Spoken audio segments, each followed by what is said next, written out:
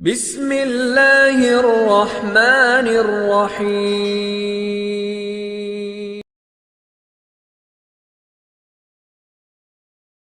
حضرت محمد صلی اللہ علیہ وآلہ وسلم کی ولادت باسعادت۔ جس طرح سورج نکلنے سے پہلے ستاروں کی روح پوشی، صبح صادق کی سفیدی، شفق کی سرخی سورج نکلنے کی خوشخبری دینے لگتی ہے، اسی طرح جب آفتاب رسالت کے طلوع کا زمانہ قریب آ گیا تو اطراف عالم میں بہت سے ایسے عجیب واقعات اور خوارق عادات بطور علامات کے ظاہر ہونے لگے جو ساری کائنات کو جھنجھوڑ کر یہ بشارت دینے لگے کہ اب رسالت کا آفتاب اپنی پوری آب و تاب کے ساتھ طلوع ہونے والا ہے۔ چنانچہ اصحاب الفیل کی ہلاکت کا واقعہ، ناگہاں باران رحمت سے سرزمین عرب کا سرسبز و شاداب ہو جانا اور برسوں کی خشک سالی دفع ہو کر پورے ملک میں خوشحالی کا دورہ ہو جانا، بتوں کا منہ کے بل گر جانا، فارس کے مجوسیوں کی 1000 سال سے جلائی ہوئی آگ کا ایک لمحے میں بجھ جانا، کسریٰ کے محل کا زلزلہ اور اس کے 14 کنگوروں کا منہمد ہو جانا، ہمدان اور کم کے درمیان 6 میل لمبے 6 میل چوڑے بحیرہ ساوا کا یکایک بالکل خشک ہو جانا، شام اور کوفہ کے درمیان وادی سماوا کی خشک ندی کا اچانک جاری ہو جانا، حضور صلی اللہ علیہ وآلہ وسلم کی والدہ کے بدن سے ایک ایسے نور کا نکلنا جس سے بصرہ کے محل روشن ہو گئے، یہ سب واقعات اسی سلسلے کی کڑیاں ہیں جو حضور علیہ الصلوٰۃ و تسلیمات کی تشریف آوری سے پہلے ہی مبشرات بن کر عالم کائنات کو یہ خوشخبری دینے لگے کہ حضور اقدس صلی اللہ علیہ وآلہ وسلم کی تاریخ پیدائش میں اختلاف ہیں، مگر قول مشہور یہی ہے کہ واقعہ اصحاب الفیل سے 55 دن کے بعد 12 ربیع الاول بمطابق 20 اپریل 571 ولادت باسعادت کی تاریخ ہے۔ اہل مکہ کا بھی اسی پر عمل درآمد ہے کہ وہ لوگ 12ویں ربیع الاول ہی کو کاشانۂ نبوت کی زیارت کے لیے جاتے ہیں اور وہاں میلاد شریف کی محفلیں منعقد کرتے ہیں۔ تاریخ عالم میں یہ وہ نرالا اور عظمت والا دن ہے کہ اس روز عالم ہستی کے ایجاد کا باعث، گردش لیل و نہار کا مطلوب، خلق آدم کا رمز کشتی نوح کی حفاظت کا راز، بانی کعبہ کی دعا، ابن مریم کی بشارت کا ظہور ہوا، کائنات وجود کے الجھے ہوئے گھسوں کو سنوارنے والا، تمام جہاں کے بگڑے نظاموں کو سدھارنے والا، یعنی وہ نبیوں میں رحمت لقب پانے والا،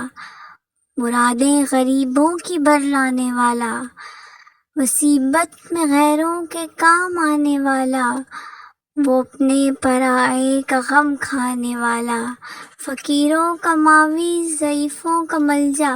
یتیموں کا والی، غلاموں کا مولا، سند الاصفیاء، اشرف الانبیاء، احمد مجتبیٰ مصطفیٰ صلی اللہ علیہ وآلہ وسلم عالم وجود میں رونق افروز ہوئے اور پاکیزہ بدن، ناف بریدہ ختنہ کیے ہوئے، خوشبو میں لپٹے ہوئے بحالت سجدہ مکہ مکرمہ کی مقدس سرزمین میں اپنے والد ماجد کے مکان کے اندر پیدا ہوئے۔ باپ کہاں تھے جو بلائے جاتے اور اپنے نونہال کو دیکھ کر نہال ہوتے، وہ تو پہلے ہی وفات پا چکے تھے۔ دادا بلائے گئے جو اس وقت طواف کعبہ میں مشغول تھے۔ یہ خوشخبری سن کر دادا عبدالمطلب خوش حرم کعبہ سے اپنے گھر آئے اور والہانہ جوش محبت میں اپنے پوتے کو کلیجے سے لگا لیا،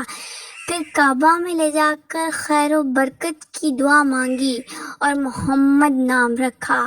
آپ صلی اللہ علیہ وآلہ وسلم کے چچا ابو لہب کی لونڈی صوبیہ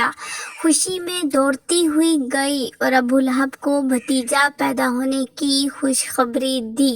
تو اس نے اس خوشی میں شہادت کی انگلی کے اشارے سے صوبیہ کو آزاد کر دیا،